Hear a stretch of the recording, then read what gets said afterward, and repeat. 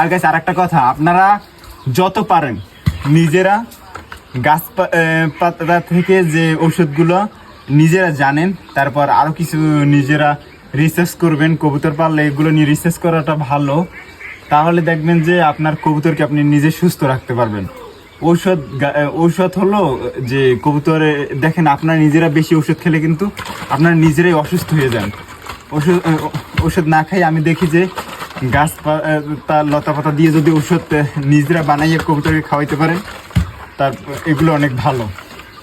তাহলে দেখবেন যে কবুতর সুস্থ থাকবে। আর এটা আমি বারবার বলি, প্রতি সপ্তাহে 3 বার দিবেন। প্রতি সপ্তাহে 3 বার দিলে আমি আশা করি যে কবুতরের ভালো হবে। গরমে কবুতরকে দেবেন, দেখবেন সাথে সাথে খেয়ে ফেলবো। দেখেন আমি আমার কবুতরকে দিলি সাথে সাথে খাওয়া শুরু করে দেবো। দেখেন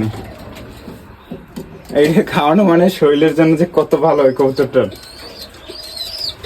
তো আমি এভাবে সব কবুতরে দিয়ে দিব। দেখেন এটা সাথে সাথে খাবে।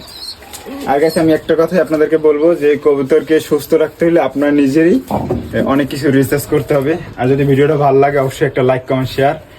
আর যদি কবুতরের বিষয়ে আরো কিছু জানার থাকে অবশ্যই কমেন্ট করবেন। টাটা।